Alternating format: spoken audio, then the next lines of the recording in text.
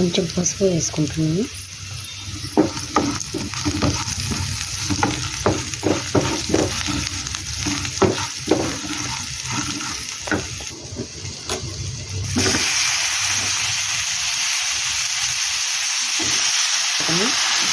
వంకాయ ముక్కలు వేసేసి బాగా కలిపిస్తాను.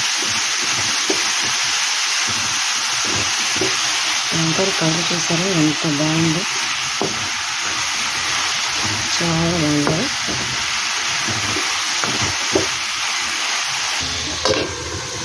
మూత పెట్టుకుని సన్నని సగ మీద వంకాయలు బాగా మగ్గే వరకు ఉంచాలి.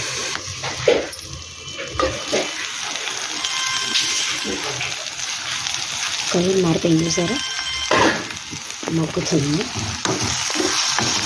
ఒకసారి కలుపుకుందాం.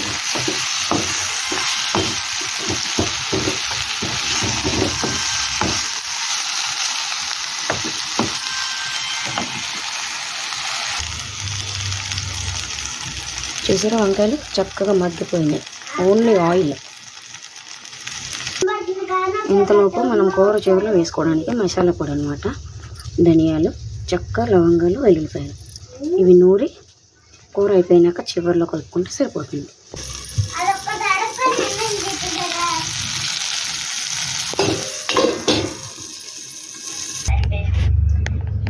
ఇలా అప్పటికప్పుడు దంచి ఫ్రెష్గా వేసుకుంటేనే టేస్ట్ ఇంకా బాగుంటుందండి. చూడండి చెక్క రెడీ అయిపోయింది. మసాలా పొడి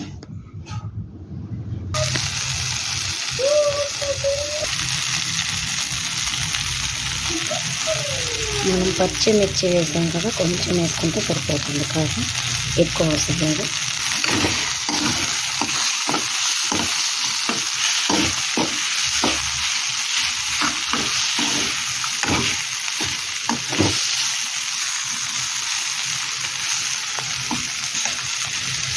కూర అయిపోయి వచ్చిందండి. మనం నూరుకున్న మసాలా పొడి వాసన చూస్తే కనుక చాలా బాగుంది.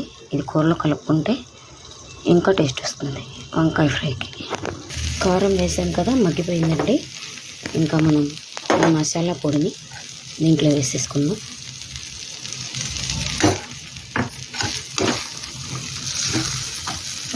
ఇది మొత్తం కలిసేలాగా కలుపుకోవాలి. మసాలా పచ్చివాసన పోవాలండి, అప్పటి వరకు కొంచెం సిమ్లో అలా మగ్గించుకుంటే సరిపోతుంది. వంకాయ ఫ్రై అయితే రెడీ అయిపోయిందండి.